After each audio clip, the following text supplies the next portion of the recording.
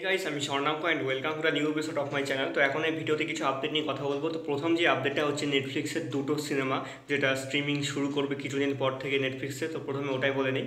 তো রেডের sequel red 2 এই সিনেমাটা বক্স অফিসে কিন্তু হিট করে গেছিলো। অজয় দেবগন এবং রিতেশ সঙ্গে সঙ্গে যে টাওয়ারটা দেখানো হয়েছিল সেটা কিন্তু অনেকের পছন্দ হয়েছিল।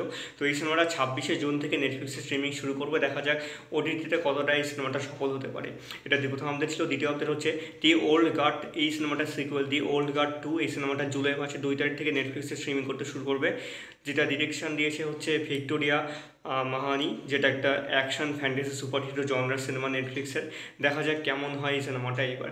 এটা দ্বিতীয় আপডেট ছিল। থার্ড এবং লাস্ট আপডেট হচ্ছে একটা Tamil family drama cinema release করতে চলেছে 4th জুলাই, যেটার নাম হচ্ছে 3 BHK, যেটা ডিরেকশন দিয়েছে হচ্ছে শ্রী গণেশ, যেটাতে সিদ্ধার্থ আর শরৎ কুমার, দেবয়ানী এবং যোগী বাবু সিনেমাটার লিড রোলে রয়েছেন। পোস্টারটা বেশ ভালোই লাগছে। তামিল সিনেমা এই ধরনের কাজ কিন্তু বেশ ভালো তারা করে আসে। দেখা যাক সিনেমাটা কেমন হয়।